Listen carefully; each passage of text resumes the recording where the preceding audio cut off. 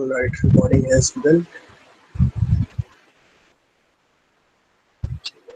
So, in the last class we were doing this last question, right? जो कि हमने first test के according तो हमने इसको सॉल्व कर लिया था, but according to second test के अकॉर्डिंग हमको सॉल्व करना था, राइट? तो फर्स्ट टेस्ट में आपको कहा गया था कि ये एक मैट्रिक्स है, इसको आपको प्रिंट करना है। तो आप इसको सॉल्व करने के लिए काफी आसान तरीका था इसका, वो आसान तरीका क्या था कि आप ये जो नंबर है आप इसको लिस्ट में डाल लो, ठीक है? एक काउंट वेरिएबल का इस्तेमाल करो और आप एक बार रो स्टार्ट कर लो और हर रो के लिए उतने ही कॉलम स्टार्ट कर लो, राइट? तो ये एक तरीका था जिसके थ्रू आपने वैल्यूज को प्रिंट किया था। और क्योंकि यहाँ पे काउंट जो था आपका, ये आपका ग्लोबल वेरिएबल था। ग्लोबल वेरिएबल याद हो आप लोगों को, ये ग्लोबल वेरिएबल था। इसका मतलब ये है कि एक बार चेंज जो हमने यहाँ पे कर दिया वो ग्लोबल वेरिएबल के अंदर चेंज हो रहा है, ठीक है? यहाँ तो वैसे कोई फंक्शन वगैरह है नहीं, तो लोकल वेरिएबल की बात आती नहीं है। तो द पॉइंट इज कि एक बार जो यहाँ पे चेंज हुआ वो यहाँ इसी वाले वेरिएबल के अंदर ही चेंज हुआ है। तो पहले वैल्यू 0 थी, फिर 1 2 3 4 5 6 7 8 तक इसमें वैल्यू चेंज होगी, क्योंकि 0 से लेके 8 तक इंडेक्स है आपके पास इसके अंदर, ऑलराइट? और हमारा जो रो और कॉलम का जो लूप है अल्टीमेटली वो 9 बार चलेगा, तो 0 से लेके 8 तक वैल्यू ही बन पाएगी। लास्ट वैल्यू 9 हो जाएगी काउंट की, और उसके बाद आपका लूप रन नहीं करेगा, ठीक है? तो ये हमने प्रोग्राम लास्ट टाइम बनाया था, इसको एक बार रन करके आपको दिखा देते हैं, ठीक है? ये आपके पास मैट्रिक्स प्रिंट होके आ रही थी, ठीक है? अब हम क्या करना चाहते हैं कि आप इसकी जगह आप इसको यहाँ से खाली भी छोड़ सकते थे, ये भी आपके लिए सेम काम ही करता था, ठीक है? आप और स्पेस देना चाहते हो, एक और स्पेस दे, ठीक है? This could have worked this also. Now अब हम क्या चाहते हैं कि सेकंड टेस्ट में मैंने बोला था कि आपको यूजर से इनपुट लेना है और फिर आपको प्रिंट कराना है। तो जब आपको यूजर से इनपुट लेना होगा तो आपको चीजें क्या है, आपको 2 बार लूप चलाना होगा अलग अलग तरीके से, ठीक है? यही लूप जो है मैट्रिक्स क्या है, 2 डायमेंशनल डेटा, यानी कि 2 लूप चलेंगे इसके अंदर, इतना तो क्लियर है, ठीक है? तो नेस्टेड लूप है, फॉर के अंदर फॉर है। तो सबसे पहले क्या करेंगे, यूजर से इनपुट लेना चाहेंगे, राइट? तो क्या कर लेते हैं, for row in, let's suppose पहले यूजर से इनपुट करा लेते हैं कि वो मैट्रिक्स का साइज क्या रखना चाहता है। तो आर हमने ले लिया इंट के फॉर्मेट में, ठीक है? और हमने इनपुट लिया यूजर से, input the number of rose you want for matrix. कितने रोज होने चाहिए आपके मैट्रिक्स में, ठीक है? उसी तरीके से हम कॉपी पेस्ट कर लेते हैं, इसी कोई सी का इस्तेमाल कर लेते हैं, नंबर ऑफ कॉलम्स, ठीक है? कितने कॉलम्स हैं जो हमको चाहिए मैट्रिक्स में, आर और सी के अंदर हमने सेव कर लिया, ठीक है? तो अब हमें आर और सी के अंदर वो नंबर्स मिल जाएंगे, ठीक है? तो फॉर रो इन रेंज, ठीक है? कहाँ तक रेंज चले मेरा रेंज चलना चाहिए, अगर उसने आर तक, ठीक है? लेट्स सपोज उसने 4 बोला है तो 0 1 2 3 4 बार चलेगा, ठीक है? फॉर रो इन रेंज और for column in range, column के लिए हम सी तक चलाएंगे, ठीक है? अब हम यूजर से इनपुट कराना चाहते हैं वैल्यू, ठीक है? ध्यान देना, इसमें कोड ऊपर नीचे बार बार चेंज करूंगा मैं स्टेप बाय स्टेप, ठीक है? अब मैं क्या चाहता हूँ, यूजर से इनपुट कराना चाहता हूँ वैल्यू। तो मैंने क्या किया, input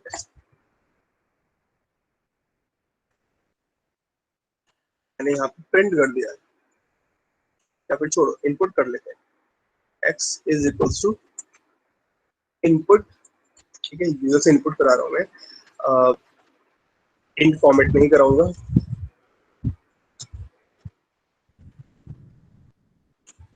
enter the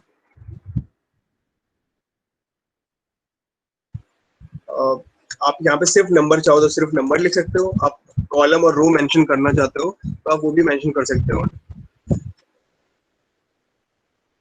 enter the, let's suppose column का नाम लिखना चाहता हूँ मैं, तो मैं यहाँ पे क्या कर सकता हूँ, परसेंटेज बी, ठीक है? फर्स्ट परसेंटेज डी के बाद एस टी लगा दो, ठीक है?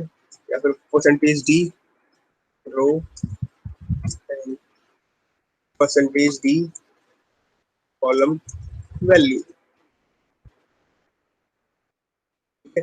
और क्योंकि यहाँ मेरा 0 से काउंट शुरू हो रहा है, तो मैं क्या करना चाहूंगा,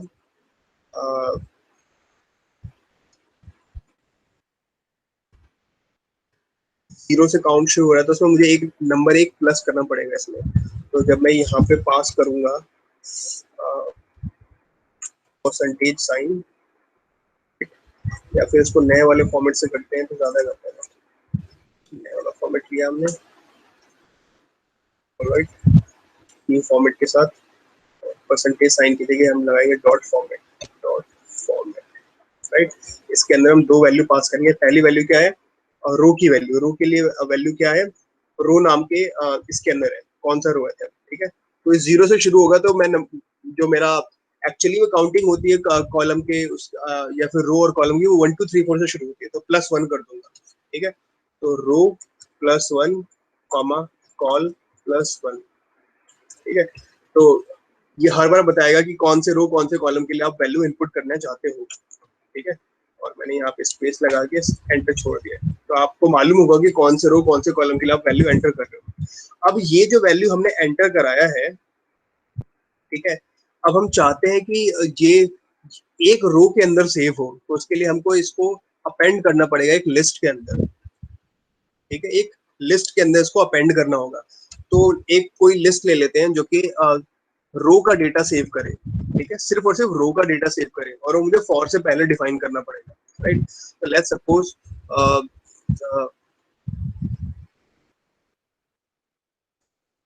रो आई नाम का एक वेरिएबल लिया हमने, एक लिस्ट लिया हमने, और उसको हमने खाली डिफाइन कर दिया था, और अब हम उसका इस्तेमाल करेंगे। और मैं क्या चाहता हूँ कि रो अंडरस्कोर आई, ये जो मेरा लिस्ट है, इसके अंदर अपेंड हो जाए। और क्या अपेंड हो जाए, ये जो भी वैल्यू एक्स यूजर ने एंटर किया है, ठीक है। तो जब पहला रो चलेगा तो उसके लिए सारी वैल्यू इसके अंदर आ जाएंगी, ठीक है, और वो अपेंड हो जाएगा इसके अंदर, ठीक है।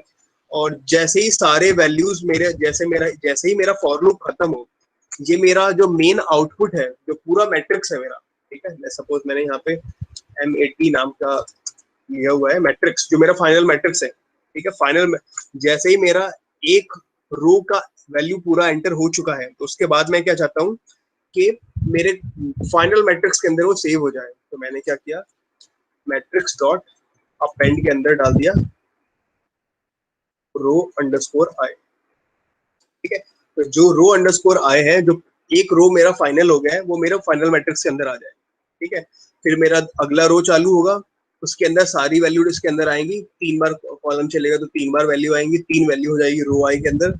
और जैसे ही वो रो पूरा हो जाएगा, उसकी वैल्यू फिर से अपेंड हो जाएगी। हो क्या रहा है, इसको ऐसे एक बार समझ लो। पहली बार रो चालू हुआ और पहली बार में वैल्यू क्या आई है, ये 3 वैल्यूज है, कॉल 3 बार चला, और ये 3 वैल्यूज किसके अंदर आ गई, ये 3 वैल्यूज आ गई आपके इस वेरिएबल के अंदर, रो अंडरस्कोर आई, इसके अंदर आ गया। और जैसे ही ये तीनों वैल्यूज आ गई, यानी ये वाला फॉर लूप खत्म हो गया, तो मैं क्या चाहता हूँ कि ये जो रो के अंदर जो भी है वैल्यू, ठीक है, जो भी इस रो के जितने भी वैल्यूज हैं, वो मेरे कॉलम के अंदर आ जाए, फाइनल मैट्रिक्स के अंदर आ जाए।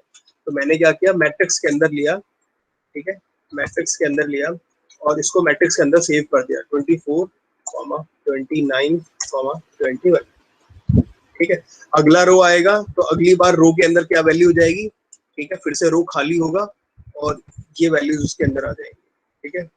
अगली बार ये वैल्यूज आई हैं, तो उसी हिसाब से हमारे पास दोबारा अपेंड होगा फाइनल, ये वैल्यूज हो जाएंगी। अगली बार मेरे रो आई के अंदर ये तीनों वैल्यूज आएंगी, ठीक है, और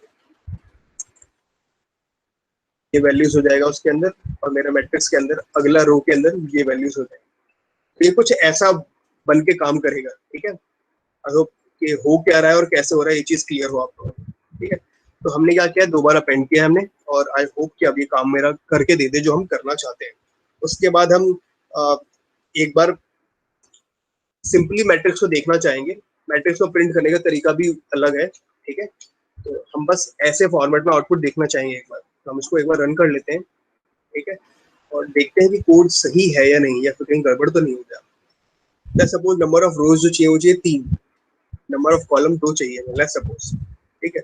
पहला रो और पहले कॉलम की वैल्यू हमने 1 रख दी, पहला रो और दूसरे कॉलम की वैल्यू हमने 2 रख दी, दूसरा रो पहला कॉलम 3, दूसरा रो दूसरा कॉलम 4, तीसरा रो पहला कॉलम, तीसरा रो दूसरा कॉलम, विच इज गुड। तो 1 2 3 4 5 6 विच इज करेक्ट, राइट। ये मेरा पहला रो है, इसमें 2 कॉलम है।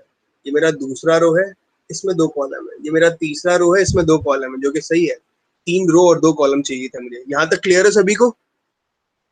Everybody is clear till now? Yes sir. Yes sir. Alright, ठीक है। तो यानी हमारा मैट्रिक्स तो हमारा बन के आ चुका है यूजर से इनपुट लेने पर। अब मुझे इसको प्रिंट करना है, राइट। इसका प्रिंट करने का मसला अलग है, ठीक है। तो प्रिंट करने के लिए भी, क्योंकि मैट्रिक्स 2 डायमेंशनल डेटा है, तो मुझे इसको उस अकॉर्डिंग ही एक्सेस करना पड़ेगा, राइट। यानी कि 2 बार फॉर लूप चलेगा, नेस्टेड फॉर लूप। फिर से मेरे पास आया for item, for row in range, ठीक है। रेंज क्या होगा? जो रो आर है, ठीक है, वही वाला, ठीक है। For column in range, range क्या होगा? जो सी था हमारे पास, वही होगा, ठीक है।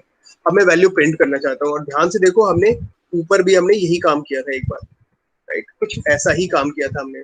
तो कुछ लगभग हमारा जो आंसर होगा ये ऐसा ही होगा, ठीक है।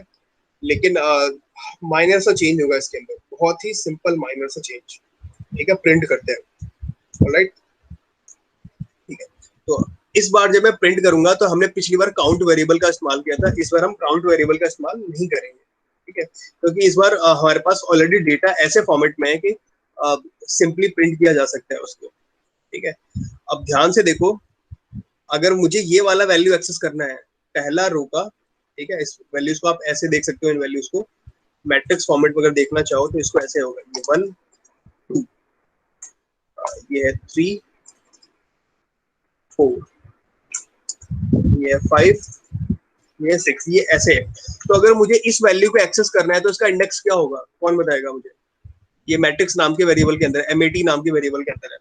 अगर मुझे 2 को एक्सेस करना है तो इसको कैसे एक्सेस कर सकता हूँ? कौन बताएगा? सर 0 1 0 1, राइट, एब्सोल्युटली करेक्ट, 0 और 1। तो एक चीज तो क्लियर हो गई कि किसी भी एलिमेंट को एक्सेस करना है तो मुझे 2 इंडेक्स की जरूरत है, ठीक है।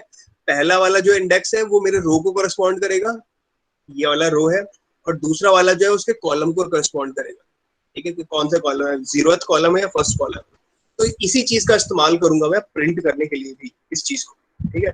तो मैं क्या करूंगा, यहाँ पे आया, यहाँ पे गया मैं प्रिंट, और मैंने प्रिंट क्या किया, मैट्रिक्स, ठीक है। यहाँ पे डाल दिया मैंने रो, और साथ में डाल दिया मैंने कॉलम, ठीक है। और इसके बाद मैंने क्या लिखा हुआ है, इसके बाद मैंने लिखा हुआ है end is equals to, end मैंने जो है थोड़ा सा इसमें खाली छोड़ दिया है कि एक कॉलम के लिए थोड़ा सा स्पेस लेके काम करे। और जैसे ही मेरा ये खत्म हो जाए, उसके बाद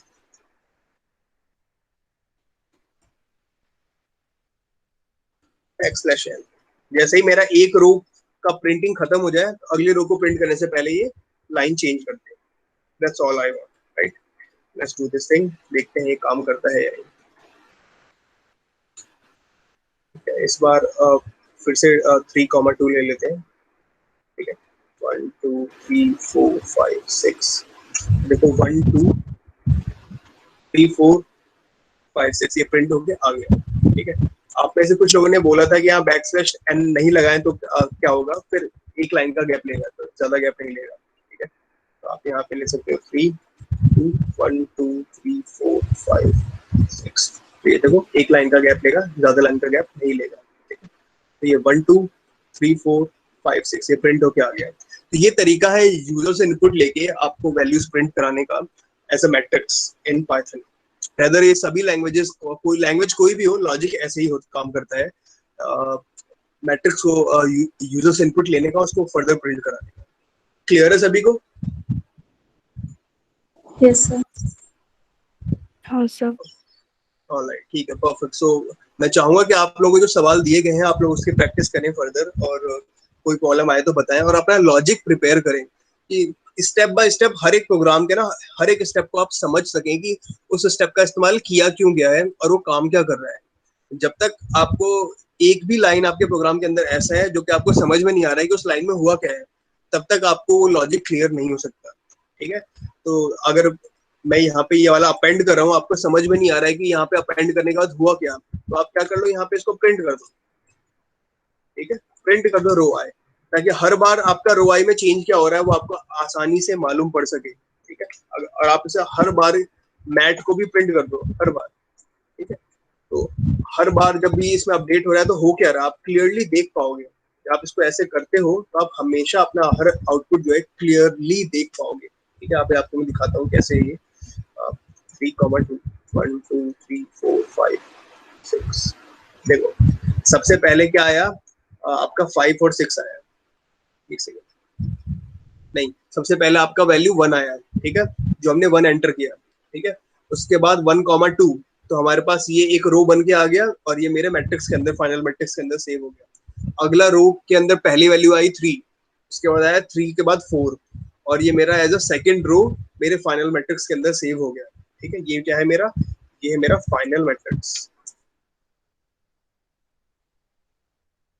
ठीक है, और ये क्या है मेरा, ये है मेरा रो। ठीक है, जो मेरा रो का ग्रोथ है ये है। ठीक है, और ये मेरा फाइनल मैट्रिक्स है। ठीक है, फाइनल मैट्रिक्स नहीं बोलना चाहिए, मैट्रिक्स बोलते हैं इसको पूरा। ठीक है, ये मेरा हर बार रो में कैसे चेंज आ रहे हैं ये इसके बारे में बता रहा है। ठीक है, और फाइनल रो क्या आती है, अगर आप फाइनली उस रो को देखना चाहते हैं कि वो क्या आया है, तो आप फॉर लूप के बाहर प्रिंट करेंगे। ठीक है, आप यहाँ लिख सकते हैं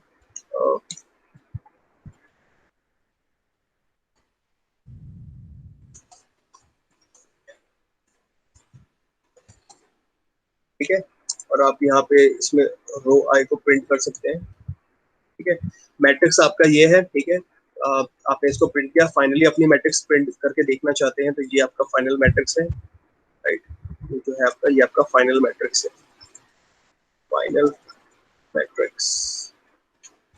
ठीक है, अब आप इसको देखेंगे तो यहाँ पे वैल्यू इनपुट कर देते हैं पहले, 3 और 2 1 2 3 4 5 6। तो आप देखें कि जैसे ही आपने वैल्यू 1 डाली तो रो के अंदर पहले वैल्यू क्या आई 1, फिर उसी रो के अंदर दूसरी वैल्यू क्या आई 2। ठीक है, देखो रो नंबर क्या था, फर्स्ट रो फर्स्ट रो का पहला कॉलम 1, फर्स्ट रो का दूसरा कॉलम 2, उसके बाद आपका रो चेंज हो गया। ठीक है, row at the end of the loop. ठीक है, आपका लूप खत्म हो गया, यानी आपका रो खत्म हो गया 1,2।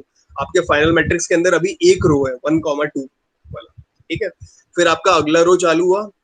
ठीक है, नेक्स्ट रो चालू हुआ, enter the second row and first column.